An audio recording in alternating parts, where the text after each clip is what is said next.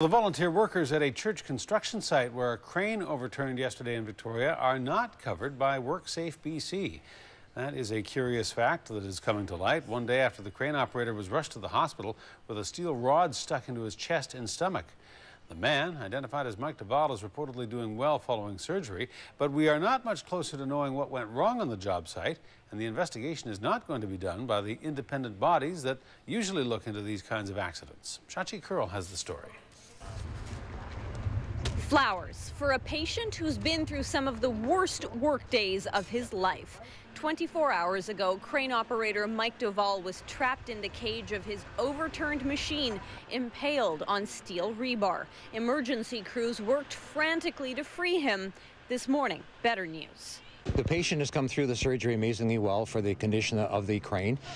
He did have his operation last night, and he was speaking with his family around 9 o'clock last night. Doval will spend the next week recovering here at Royal Jubilee Hospital after surgery. Hopefully there'll be very little in way of side effects because there was no internal damage. Busy hands were back working the job site this morning. The crane at the center of so much trouble sat idle today. By this afternoon, it was gone. Another machine, another operator on the job. Still, something was missing.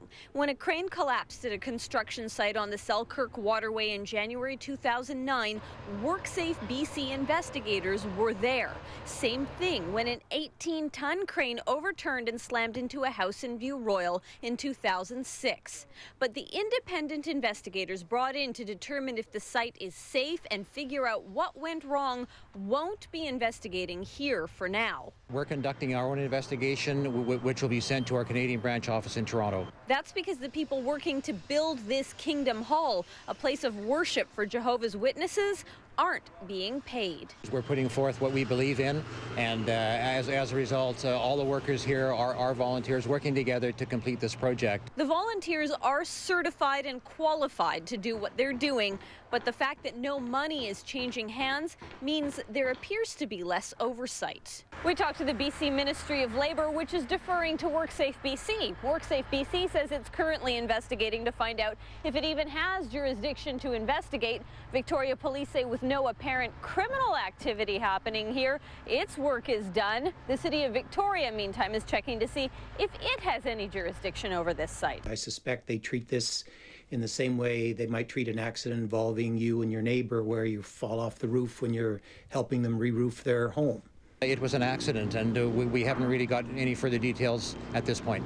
Middleton says the Regional Building Committee for the Jehovah's Witnesses of Vancouver Island does have insurance for all its projects, but what happened yesterday may be an example that gets all construction workers thinking twice about working for free even once. In Victoria, Shachi Curl, A News.